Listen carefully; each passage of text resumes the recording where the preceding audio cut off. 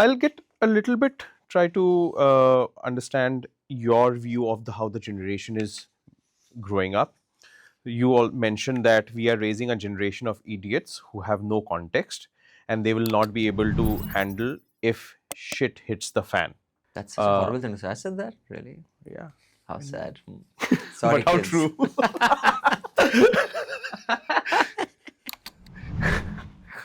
God, I say some really crappy things. But it's true, yeah. And you don't regret. I do regret. I regret all the time. I mean, I say stuff. You regret about saying this? No. Maybe I could have worded it more gently. I don't have to be such a dick about it. In Ankur Wariku's conversation. I did? Okay. Yeah. Yeah, I mean, in fact, Manisha sent me this piece, a really good piece in the Wall Street Journal a few days ago, which is about how Gen Z is ill-equipped to handle a workspace because they've had fewer emotional interactions. There's data to suggest that that their first romantic experience has been way later than it was for Gen X. Their communication is not person to person, it's more on text. So the complexity of thought and ideas communicated in a workspace is a lot more. So, they kind of find things abrasive that are not necessarily abrasive. So it's a function of technology and other stuff. But I think that piece was interesting because it wasn't just putting the onus on them. It's saying we have to change how we structure workplaces. But I think we need to figure out a way that is not toxic like it was for our generation, where, like, I generally believe Gen X is one of the hardiest generations. It's tough, but that is not achieved necessarily in good ways. A lot of us are really fucked up because of shit we saw which we thought is normal, whether it was the kind of ragging we saw in schools and colleges, whether it was the kind of workplaces we saw when it came to sexism, etc.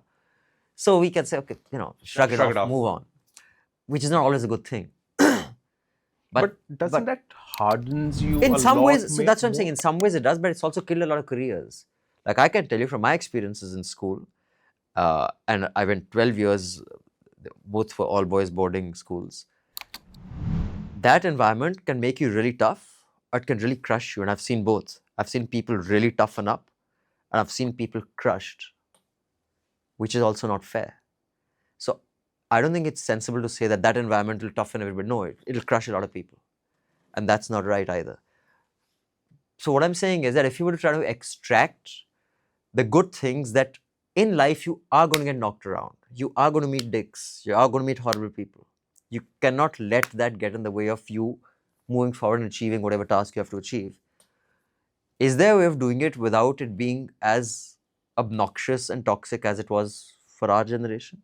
Maybe there is a way of doing it. Maybe there is a way of kind of counseling them, saying that, dude, you will not always be mollycoddled. When stress happens, people explode. Be ready for that.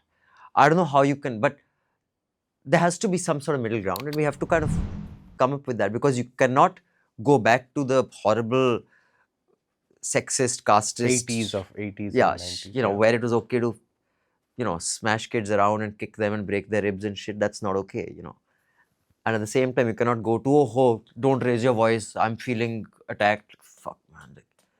You got to find some kind of middle ground. What's the problem the way we are raising kids today? I ain't raising any.